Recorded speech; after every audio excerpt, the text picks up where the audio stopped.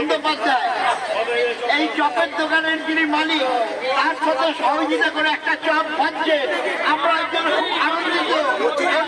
বাংলা কচুরি ভাজছে, কচুরিটা কার ভাগ্যে যাবে আমি জানি না।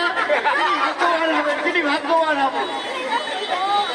সায়ন্তিকা বন্দ্যোপাধ্যায় এই চপের দোকানের যিনি মালিক তার সাথে সহযোগিতা করে সায়ন্তিকা বন্দ্যোপাধ্যায় এই চপের দোকানের যিনি মালিক তার সাথে সহযোগিতা করে একটা চপ ভাজছে।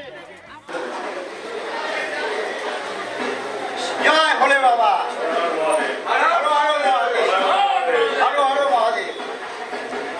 ওই গেটটা খোলা তো। আসলে ভোট বড় বালাই। ভোটারদের মন পেতে কত কেই না করতে হয় দলীয় প্রার্থীদের।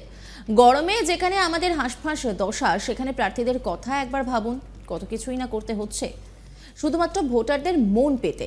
কেউ প্রচণ্ড গরমেও ফুটবল খেলছেন, কেউ আবার কস্টিউম পরে সাঁতার কাটছেন। আর তৃণমূলের প্রার্থীরা যেন একটু রান্না বান্না করে সাধারণ মানুষের মন পেতে চাইছেন, কারণ এর আগেও আমরা দেখেছি রান্নাঘরে ঢুকে আলুর তরকারি রান্না করতে। কথাতেই বলে পেট থেকে মানুষের মনের রাস্তায় পৌঁছানো যায়। এই দেখুন না, মোমো বানিয়েছিলেন সায়নী ঘোষ। তৃণমূল সুপ্রিমো মমতা বন্দ্যোপাধ্যায় তো কত জায়গায় চা, মোমো, কত কিছু বানিয়েছেন। এবার আচমকা দোকানে ঢুকে পড়ে লুচি বেলতে শুরু করে দিলেন বরানগরের তৃণমূল প্রার্থী সায়ন্তিকা ব্যানার্জি। এই ছবি দেখা গেল বরানগরের নির্বাচনী প্রচারে। অভিনেত্রী বলে কথা, তাই সায়ন্তিকাকে কাছে পেয়ে ছবিও তুললেন কেউ কেউ। তবে লুচি কিন্তু তেলে ভাজা জিনিস, তাই প্রচারে শরীর খারাপ করে লুচি খাননি বরানগরের তৃণমূল প্রার্থী। তবে তার লুচি বেলা কিন্তু এখন ভাইরাল। যেখানে অনেকেরই লুচি গোল না হয়ে ভারতের ম্যাপের চেয়েও খারাপ দেখতে হয়, সেখানে অভিনেত্রী তথা তৃণমূল নেত্রী কিন্তু একদম গোল গোল লুচি বেলে মন জয় করলেন। গরমকে উপেক্ষা করে লুচি বেলে ভেজে বেশ খুশি হয়েছেন সায়ন্তিকা। এরপর তিনি একটি মন্দিরেও যান, সেখানে পুজো দেন।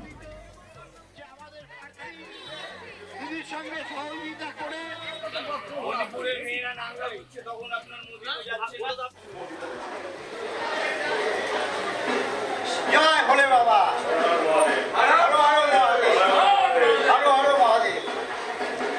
ওই গেটটা খোলা তো।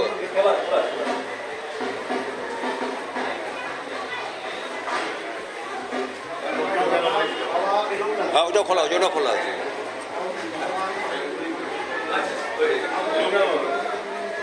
গেট খোলা।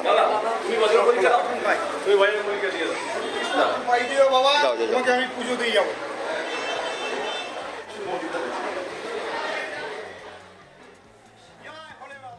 একটি মন্দিরে যান সায়ন্তনী। সেখানে গিয়ে তিনি নিষ্ঠা ভরে পুজো দেন। প্রথমে তিনি শিবলিঙ্গে মালা পরান, সেখান থেকে শোনা যায় জয় ভোলে বাবা। নিজের মনের কথা তিনি বলে যেন কোথাও গিয়ে শান্তিও পেলেন। এরপর তিনি লোকনাথ বাবার গলাতেও মালা পরান, বাদ পড়েননি বজরংবলীও। তবে রাস্তায় যাতে সাধারণ মানুষের কোনো সমস্যা না হয় তার জন্য তিনি খেয়াল রেখেছেন। ঢাকি কোথায় হাঁটবে, কিভাবে মিছিল যাবে, সবটা আগে থেকেই ছকে দেওয়া হয়। পাশাপাশি প্রার্থী যতক্ষণ পর্যন্ত না বলবেন ততক্ষণ এই মিছিল চলবে বলেও জানানো হয় দলের তরফে। এই নিয়ে একটি রিপোর্ট তুলে ধরেছেন আমার কলিগ দীপক, দেখাবো আপনাদের। দেখো, ইতিমধ্যেই প্রথম দফার নির্বাচন শেষ হয়ে গেছে, সামনেই আরো 6 দফার নির্বাচন। এবং ইতিমধ্যে রাজনৈতিক দলের নেতারা তারা প্রচারণায় বেরিয়েছেন এবং প্রচন্ড যে গরম, যে তাপপ্রবাহ, সেই তাপপ্রবাহকে উপেক্ষা করেই কিন্তু রাজনৈতিক দলের প্রার্থীরা প্রচার করেছেন। এবং এক্ষেত্রে দেখা যাচ্ছে যে নির্বাচনী প্রচারণায় তাদের কেউ কেউ মানে নতুন পদ্ধতি বা নতুন পন্থা অবলম্বন করছেন। কেউ হয়তো সুইমিং পুলে ঝাঁপ দিচ্ছেন, কেউ জুতো পালিশ করতে দেখা যাচ্ছে, আবার কেউ কেউ হয়তো কোনো দোকানে ঢুকে সেখানে কচুরি বেলছেন, এরকম ছবিও দেখা গেছে। আসলে সকলেরই উদ্দেশ্য হচ্ছে ভোটারদের টানা, ভোটারদের মন জয় করা। যে কথা বলছিলাম যে ভোট বড় বালাই, এবং সেটাই দেখা গেল একদিন আগে। কারণ বরানগরের যে তুমি জানো যে বরানগরে বিধানসভার উপনির্বাচন, এবং সেই উপনির্বাচনে তৃণমূলের প্রার্থী করা আছে অভিনেত্রী সায়ন্তিকা ব্যানার্জিকে। এবং এই সায়ন্তিকা ব্যানার্জি যখন গতকাল বরানগরে বিভিন্ন ওয়ার্ডে প্রচার করছিলেন, দুয়ারে দুয়ারে প্রচার করছিলেন, ভোট ভিক্ষা করছিলেন, সেই সময় স্থানীয় একটি কচুরির দোকানে ঢোকেন, ভাজাভুজির দোকানে ঢোকেন। এবং সেখানে এক ভদ্র মহিলা তখন লুচি ভাজছিলেন। সঙ্গে সঙ্গে তার হাত থেকে সেই লুচি সরঞ্জাম যেগুলো আছে সেই সরঞ্জাম তুলে নিয়ে তিনি নিজেই লুচি বেলা শুরু করেন। এবং লুচি বেলার পর তিনি সেটা কড়াইতে ছাড়েন, তেলের উপর ছাড়েন, সেটি লুচি হয়। এবং এই সময় পাশ থেকেও ঘোষণা দেওয়া হয় যে আমরা কত ভাগ্যবান, মানে বরানগরবাসী কত ভাগ্যবান যে অভিনেত্রী শান্তিকার মতন একজন অভিনেত্রী, টলিউড অভিনেত্রী, তিনি একজন সাধারণ দোকানে ঢুকেছেন এবং দোকানে ঢুকে তিনি লুচি বেলছেন। তো আসলে যেটা বলছিলাম যে আসলে ভোট বড় বালাই, কারণ সামনে নির্বাচন এবং ইতিমধ্যে প্রথম দফার নির্বাচন হয়ে গেছে। এই যে বরানগর কেন্দ্রে যে বিধানসভার উপনির্বাচন আছে, এটি হবে আগামী 1 জুন, মানে 1 জুন।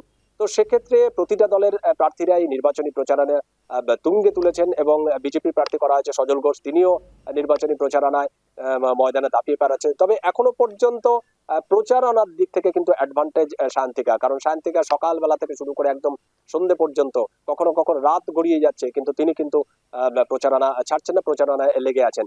এবং প্রচারণার ফাঁকে গিয়ে কিন্তু এই প্রচারণা করতে গিয়ে তার ফাঁকে ফাঁকে কিন্তু জনসংযোগ সাধছেন এবং সেক্ষেত্রে বিভিন্ন পন্থা অবলম্বন করছেন। এবং যেটা আমরা দেখলাম যে গতকালকে তিনি একটি লুচির দোকানে গিয়ে, একটা ভাজাভুজির দোকানে গিয়ে সেখানে লুচি ভাজছেন এবং তার এই লুচি ভাজা দেখে আশপাশের যারা লোক ছিল বা দলীয় সমর্থক ছিল, তারা যতটা খুশি, তারা নিজেদের সেলফি তোলেন এবং শান্তিকা যে লুচি বেলছিলেন বা লুচি ভাজছিলেন তার ছবিও ক্যামেরা বন্দি করে তোলেন।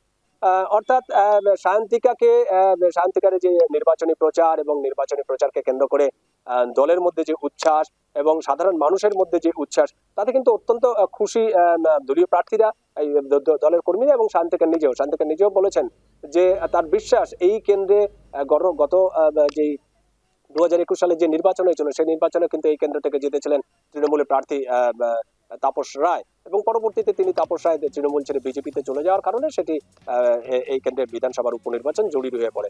এবং শান্তিকাও বিশ্বাসী যে এই কেন্দ্রটি তৃণমূলের হাতেই থাকবে এবং তিনি এবারে জয়ী হবেন। সায়ন্তিকা যখন প্রচারে গিয়ে হাসি মুখে জনসংযোগ করছেন, তার প্রতিপক্ষ সজল ঘোষ কিন্তু পড়েছিলেন ক্ষোভের মুখে।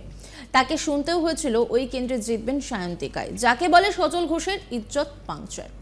সেই কাজ কোনো রাজনীতিক করেননি, বরং করেছেন আমজনতা। প্রথমে তাকে মণিপুর নিয়ে কেন প্রধানমন্ত্রী কোনো কথা বলছেন না বা কেন যাচ্ছেন না সেই নিয়ে প্রশ্ন করা হয়।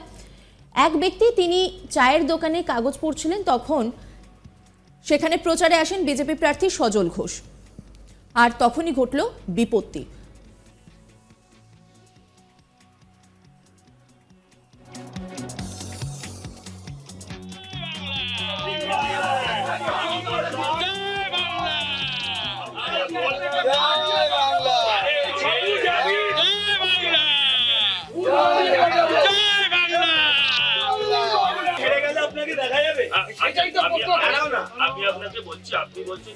নজর রাখুন আজ তাক বাংলার ইউটিউব স্ট্রিমিংয়ে।